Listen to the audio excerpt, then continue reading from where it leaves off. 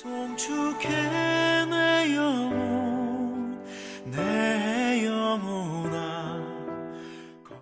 오늘의 말씀은 출애굽기 17장 1절에서 7절까지의 말씀입니다.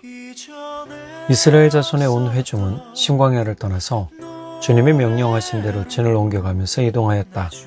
그들은 르비딤에 진을 쳤는데 거기에는 백성이 마실 물이 없었다. 백성이 모세에게 마실 물을 달라고 대들었다. 이에 모세가 당신들은 어찌하여 나에게 대드십니까? 어찌하여 주님을 시험하십니까? 하고 책망하였다. 그러나 거기에 있는 백성은 몹시 목이 말라서 모세를 원망하며 모세가 왜 그들을 이집트에서 데려왔느냐고 그들과 그들의 자식들과 그들이 먹이는 집짐승들을 목말라 죽게 할 작정이냐고 하면서 대들었다. 모세가 주님께 부르짖었다. 이 백성을 제가 어떻게 해야 합니까? 그들은 지금이라도 곧 저를 돌로 쳐서 죽이려고 합니다. 주님께서 모세에게 말씀하셨다. 너는 이스라엘 장로들을 데리고 이 백성보다 앞서서 가거라. 그리고 나일강을 친 그 지팡이를 손에 들고 가거라. 이제 내가 저기 호렙산 바위 위에서 너의 앞에 서겠으니 너는 그 바위를 쳐라. 그러면 거기에서 이 백성이 마실 물이 터져 나올 것이다. 모세가 이스라엘 장로들이 보는 앞에서 하나님이 시키신 대로 하였다. 이스라엘 자손이 거기에서 주님께 대들었다고 해서 사람들은 그곳의 이름을 무리바라고도 하고 또 거기에서 주님께서 우리 가운데 계시는가 안 계시는가 하면서 주님을 시험하였다고 해서 그곳의 이름을 마사라고도 한다. 새벽을 함께 하시는 여러분 사랑하고 축복합니다.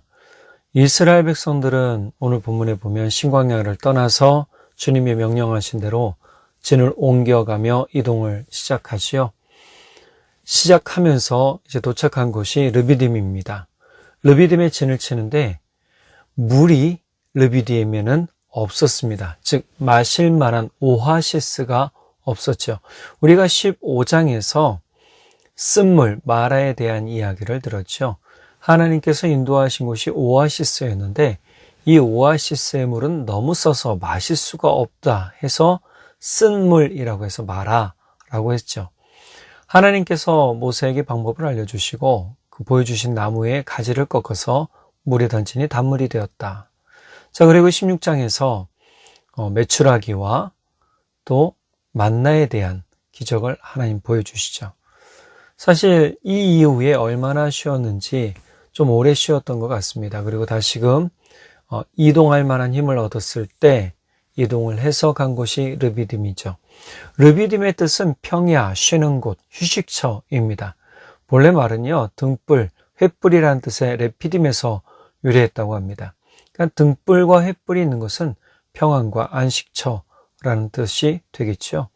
신광야와 신의 광야 사이에 위치한 땅으로 보통 추측을 하고 있어요. 르비딤이라는 이름의 뜻처럼 그곳에는 오아시스가 있을 것이다 라고 사람들은 생각했던 것 같아요. 그런데 막상 도착하니 이곳에는 물이 없었다라는 겁니다. 오아시스가 없었죠. 이 상황에서 이스라엘 백성들은 다시금 모세에게 원망하고 불평하기 시작하죠. 앞서 먹을 것이 없다고 원망하고 불평하던 이스라엘 백성들을 향해서 모세가 하나님의 말씀을 전하면서 이스라엘 백성들이 원망하고 불평하는 것은 아론과 모세에게, 모세와 아론에게 한 것이 아니라 하나님에게 한 것이다 라고 경고했던 말이 있잖아요. 이스라엘 백성들은요, 만나와 메추라기 사건과 기적을 잊어버리고 다시금 자신들이 마실 물이 없는 곳으로 모세가 인도했다고 원망하고 불평한 겁니다. 르비딤에서 이스라엘 백성들은 분노와 원망으로 모세의 지도력에 대항하고 모세를 도전하기 시작하죠. 모세를 향해 폭력까지 쓸 상태가 되어버립니다. 세번역본에서 2절 3절에 뭐라고 이게 번역을 했냐 하면 대들다라는 표현을 해요. 2절 초반절 물을 달라고 대들었다. 3절 죽게 할 작정이냐고 하면서 대들었다. 그리고 이것이 얼마나 심각한 상황인지를 모세는 하나님 앞에 항변합니다. 4절 볼까요? 세번역본입니다. 이 백성을 제가 어떻게 해야 합니까? 그들은 지금이라도 곧 저를 돌로 쳐서 죽이려고 합니다. 즉 모세의 지도력에 대해 도전하고 의심하고 대항함으로써 모세를 지도자의 자리에서 끌어내리려는 모습까지 보여주고 있는 것을 지금 모세는 하나님 앞에 항변하고 있는 것이죠. 르비딤에 물이 없으므로 모세는 위기 상황으로 몰리게 된 겁니다. 하지만 하나님은 이 상황을 극복할 지혜를, 상황을, 또 모습을 하나님께서 모세에게 알려주시죠. 5절, 6절 현대인의 성경입니다. 너는 백성들 앞으로 가거라. 내가 갈 때에는 이스라엘 장로들을 데리고 나일강을 치던 내 지팡이를 손에 잡고 가거라. 내가 시내산 바위 위에서 내 앞에 서겠다. 너는 그 지팡이로 바위를 치라. 그러면 바위에서 물이 나와 백성이 마실 수 있을 것이다. 모세는 이스라엘 장로들이 보는 앞에서 하나님께서 알려주신 방법대로 합니다. 그리고 물이 터져 나오죠. 자, 이곳의 이름을 모세가 7절에 보니까 뭐라고 합니까? 무리바라고 했고요. 또 다른 말로는 마사라고 합니다. 두 가지 뜻이 있어요. 무리바는 뭐냐? 주님께 대들었다고 해서 무리바라고 했고, 또 의심의 말을 하면서 마사라고 했다고 그래요. 7절 중반절. 거기에서 주님께서 우리 가운데 계시는가 안 계시는가 하면서 주님을 시험하였다고 해서 그곳의 이름을 마사라고도 한다. 즉 두 개의 질문이 됐죠. 첫 번째는 하나님께 대들었다. 두 번째는 하나님을 의심하였다. 이렇게 이스라엘 백성들이 하나님을 시험했던 것처럼 지금도 하나님을 시험하는 사람들이 있어요. 즉 하나님을 의심하기도 하고 하나님께 대들며 협박하는 거죠. 대표적으로 하나님께 요청하면서 딜을 하는 것도 있어요. 대부분 기도하거나 또 어떤 급박한 상황이 있을 때 하나님께 요청하면서 이렇게 이야기하는 사람들이 종종 있죠. 하나님, 지금 저의 상황 아시죠? 이 상황을 해결해 주시면 11조 하겠습니다. 헌신하겠습니다. 무엇을 어떻게 하겠습니다. 무엇을 드리겠습니다. 이런 식으로 한단 말이에요. 이게 뭐예요? 하나님과 협상하는 거예요. 여러분, 이것도 하나님을 시험하는 겁니다. 또 다른 시험이 아까 얘기한 협박이에요. 지금 본문 7절에 보면 무리바라는 것은 하나님께 대들었다. 즉 하나님과 싸웠다. 이런 뜻이 됩니다. 우리가 하나님과 싸우는 게 온당한가요? 온당치 않죠. 그런데 이 피조물들은요, 참 독합니다.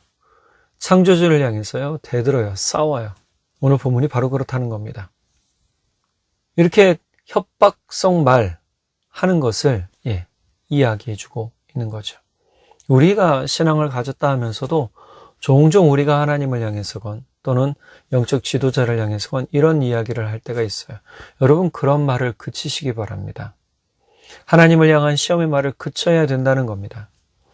시편 106편 13절에서 14절 개역개정입니다. 그들은 그가 행하신 일을 곧 잊어버리며 그의 가르침을 기다리지 아니하고 광야에서 욕심을 크게 내며 사막에서 하나님을 시험하였도다. 그들의 욕심 때문에 하나님을 시험했다라고 얘기를 해요. 그게 뭐예요? 바로 만나와 메추라기, 또 오늘 본문에 무리바와 마사라고 하는 본문이에요.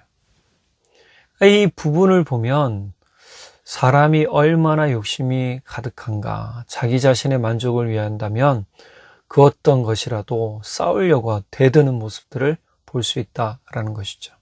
신명기 6장 16절에서 17절에 현대인의 성경에 보면 분명히 이스라엘을 향해서 모세가 유언한 내용이 있어요. 뭐라고 합니까? 여러분은 마사에서처럼 여러분의 하나님 여호와를 시험하지 마십시오. 여러분은 여호와 하나님이 여러분에게 명령하신 모든 것을 충실히 지키고 여호와께서 보시기에 옳고 선한 일을 해야 합니다. 그러면 여러분이 복을 받아 여호와께서 여러분의 조상들에게 약속하신 좋은 땅에 들어가 그것을 점령하고, 하나님을 시험하는 것이 아니라 하나님께 순종하는 사람이 될 때에 그 삶이 복의 삶이 된다라고 분명하게 모세는 이야기해주고 있어요. 또 한 가지, 복의 삶의 의미가 무엇입니까? 하나님께서 약속하신 땅에 들어가는 거예요. 즉 하나님의 약속을 받는 사람이 된다라는 것이죠. 우리가 생명을 받는 사람들이 되고 구원의 은혜를 받는 사람들이 되는 건 놀라운 은혜입니다. 그런데 이러한 약속을 어떻게 알 수 있습니까? 바로 내 마음이 주를 향해서 주를 기뻐하고 즐거워하며 그 말씀에 순종할 때 그 약속이 우리 가운데 성취되는 것을 경험할 수 있다라는 사실입니다. 그러니 우리는 하나님을 향한 도전을 멈춰야 됩니다. 우리의 말, 우리의 생각, 의심 때문에 또는 우리의 욕심이 채워지지 않았다고 해서 우리의 기도가 지금 당장 응답되지 않았다고 해서 하나님을 향해서 자꾸만 도전하거나 하나님을 대항하거나 불순종하는 모습은 하나님께서 기뻐하실 만한 모습이 아니라 도리어 사단이 기뻐할 모습인 겁니다. 그러니 우리는 의심하는 말을 그치고 불순종의 행동을 멈추고 또 우리 마음 가운데 주의 마음을 온전하게 따라가서 주의 말씀을 심어놔서 우리가 주의 말씀에 순종할 수 있도록 나아가야 되는 것이죠. 이것은 모세가 거듭 이야기하는 우리 자신이 십자가에 날마다 못 박혀 죽는 것을 경험할 때 가능한 것입니다. 주님께 순종하는 모습을 보여주심으로 진 참다운 순종이 무엇인지를 우리에게 알려주셨단 말이에요. 그러니 우리도 주님을 의심하지 말아야 돼요. 하나님을 의심하지 말아야 됩니다. 우리가 하나님 안에서 옳고 선한 일을 행하는 것을 멈추지 말고 끊임없이 순종의 삶으로 살아가야 될 줄 믿습니다. 지금까지 우리에게 베푸신 하나님의 은혜와 사랑 잘 기억하고 계신가요? 그것들을 날마다 고백하시기 바라고 또 오늘 하루도 지난 때처럼 우리에게 또는 나에게 우리 모든 사람들에게 주님 복이 되어 주시고 은혜가 되어 주십시오. 나는 여전히 나의 복이신 하나님을 찬양하고 기뻐합니다라고 간증하고 고백하는 삶으로 나아가기를 간절히 축복합니다. 기도하겠습니다.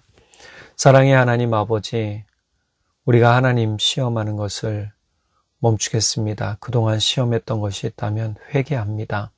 우리 입술에 의심하는 말이나 또는 하나님께 도전하는 말을 했다면 용서해 주십시오. 어떻게 피조물이 창조주이신 하나님께 도전하겠습니까? 주님, 우리는 그저 주님께 순종하겠습니다. 주님이 하신 일을 우리가 의심하지 않고 우리에게 베푸셨던 놀라우신 은혜와 사랑을 날마다 기억하고 나아가겠으니 주님, 우리의 심령 주를 향하여 단단히 세워지게 하시고 사단의 모든 영향력과 사단의 모든 계획들이 온전히 무너지게 하시고 주님 안에서 우리의 삶이 주를 향해 기쁨이 되는 삶 되도록 성령 하나님 우리에게 지혜를 주시고 능력을 더해 주시옵소서. 믿고 감사드리며 우리 주 예수님의 이름으로 기도드렸습니다. 아멘. 오늘 하루도 주님께 순종하며 주의 말씀을 기쁨으로 삼고 나아가시는 여러분 되시기 바랍니다. 사랑하고 축복합니다. 송축해 내 영혼 내 영혼아 거룩하신 이름 이전에 없었던 노래로 나 주님을 경배해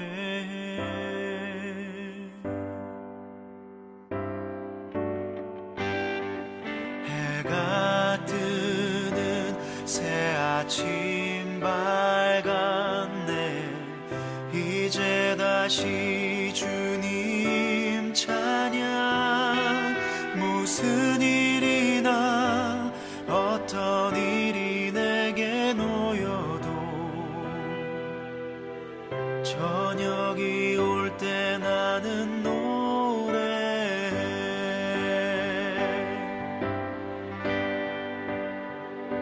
송축해 내 영혼 내 영혼아 거룩하신 이름 이전에 없었던 노래로 나 주님을 경배해